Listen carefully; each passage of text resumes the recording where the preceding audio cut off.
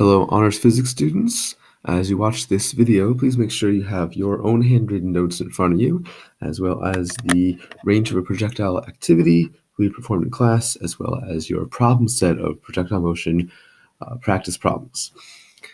Okay, so in the range of projectile activity, we had launched marble, always at the same constant speed, but we varied the launch angle, and we generated a graph of range versus angle that in class we said looked an awful lot like a parabola opening downwards, but really wasn't. And I said I'd prove to you that it wasn't, so here's how we're going to do it.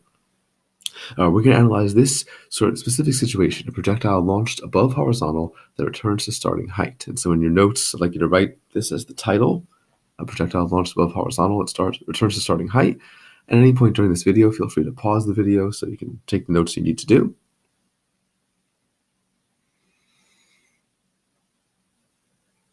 And so through this video, we're going to analyze the situation in a generic way using only algebra to develop an equation for the range versus the angle.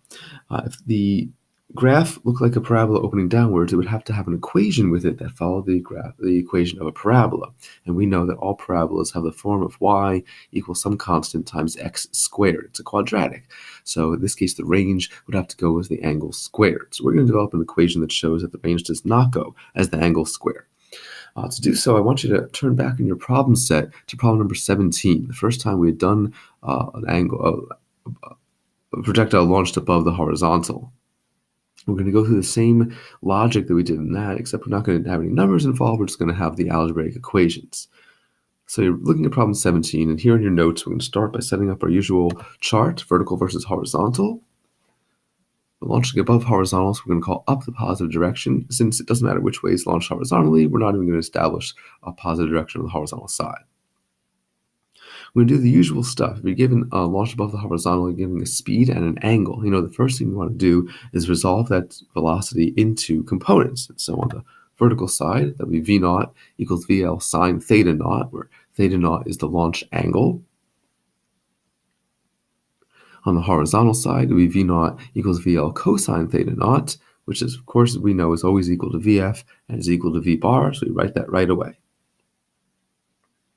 For the accelerations, on the vertical side, of course, the acceleration is negative 9.8 meters per second squared, but we want to leave everything symbolically, so it's to be called negative g. On the horizontal side, of course, acceleration equals 0, as it always is because it's in free fall. So we want to develop an equation for range, which is horizontal displacement. So we can pick any of the kinematics equations, but my favorite, of course, is V bar t. Now, of course, we've already established that V bar is also equal to V naught, so we're going to replace V bar with V naught as equal to VL cosine theta naught. And we want to remind ourselves that, of course, we want to use the total time of flight to find the total horizontal range. And if you look in problem 17, of course, that's what we did to find the horizontal range. So how do we find t total? Well, we look back at problem 17. Probably the first thing we did was we found t up. So we're going to follow the same logic. On the vertical side, we can say that t up is equal to negative v naught over a. This really, of course, comes from vf minus v naught over a, but vf at the top is going to be 0. We are pausing at the top here. Here we're going to do some substitutions. Right above this, we see that v naught equals VL sine theta naught, so that's going to go in for v naught. And acceleration equals negative g, so that goes in for a. We're going to take one more step and see that we have negative signs both top and bottom, so they're going to cancel. And here we have VL sine theta naught over g. In fact, if we wanted to pause here, this would actually be a really good shortcut to find t up for any sort of launch above the horizontal.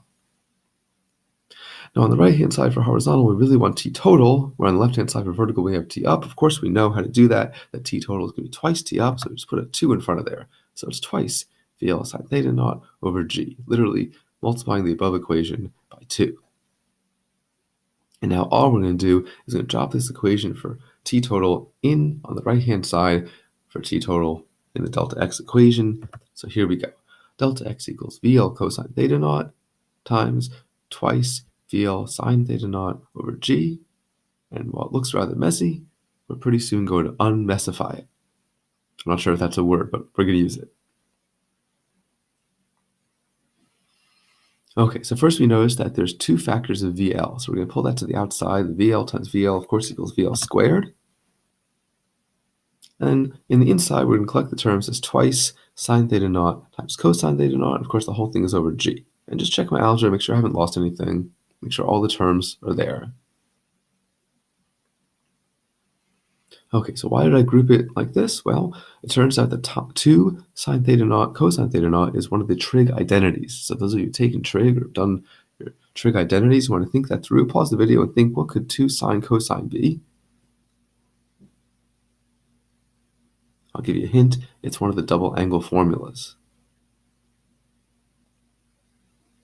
Okay, so if you forgot, or if you can't remember, or if you never took these, never took trig yet, 2 sine theta cosine theta is sine of twice theta. So here's the next step. It's VL squared times sine of twice theta naught over g. And this is where we'll stop the derivation.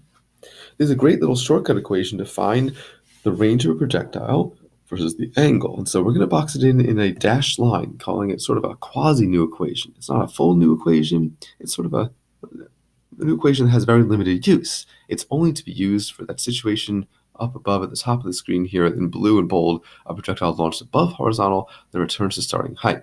And so if you have that situation, is a one-step solution to find the range, which of course just makes it a shortcut, taking all these other steps that we had here above and getting rid of them and going to one-shot equation. But it's only to be used in that situation. If you have a projectile that's not launched above horizontal, like if it's launched below horizontal, you can't use this equation. If it's launched above horizontal but it doesn't return to starting height, you can't use this equation. So it's a one-time use equation that sort of covers a lot of material, but it's not every situation. And so I encourage you to put this on your cheat sheet or list it in your new equations. But if you're going to do that, make sure that you list exactly what it's for. It's only the situation for projectile launched above horizontal that returns to starting height. I've had many students over the years try to use this equation in other situations, in which case it's nonsense. It doesn't return anything useful. Okay, so why have we done this? Well, remember we started this idea that link this to the graph. And we said that if it was a parabola, that the range would go as theta squared. So look at the equation. Does range go as theta squared? And hopefully you'll be able to decide for yourself that no, of course it doesn't, that there's no theta squared on the right-hand side of the equation, which means this is not a parabola. What is it? Well, it says that delta x goes as sine of twice theta. And so if you've ever plotted the sine function, hopefully you would realize that you get a graph that looks an awful lot like the graph we generated in class for range versus angle. This is what's called a sinusoidal graph, Sinusoidal, sinusoidal, which means it looks like the graph of sine. We can also see some of the behaviors that we identified in class. For example, we said that complementary launch angles should get the same range. So let's try that with this equation. So for example, let's take a 20-degree launch angle. So in the equation, you would have to double that to 40 and take the sine of that. So on your calculator, take the sine of 40 degrees. Okay. And now we said that the complementary launch angle should get the same value. So of course, the complement of 20 degrees is 70 degrees. And the equation says twice theta, so that would be 140. And so I want you to take the sine of 140.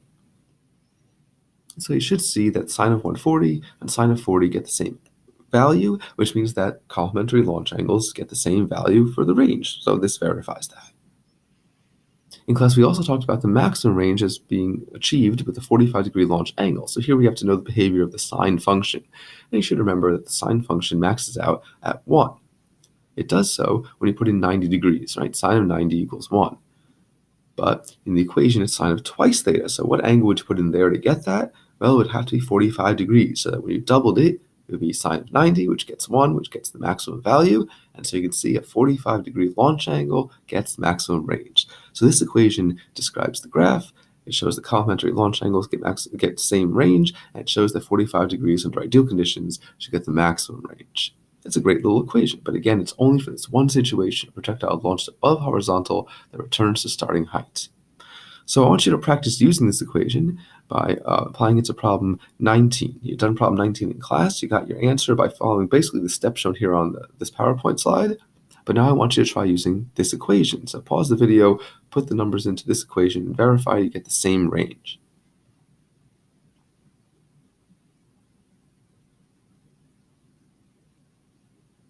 Okay, I'd also like you to try using this equation in a new situation. So I want you to try problem 23 in your packet using this equation. You're, of course, going to have to rearrange the equation first. So read problem 23, rearrange this equation to solve for VL algebraically, and put your numbers in. You should be able to get I believe it's 31 meters per second, whatever the answer is on your problem set. Okay, so any questions on this? We'll go over it in class.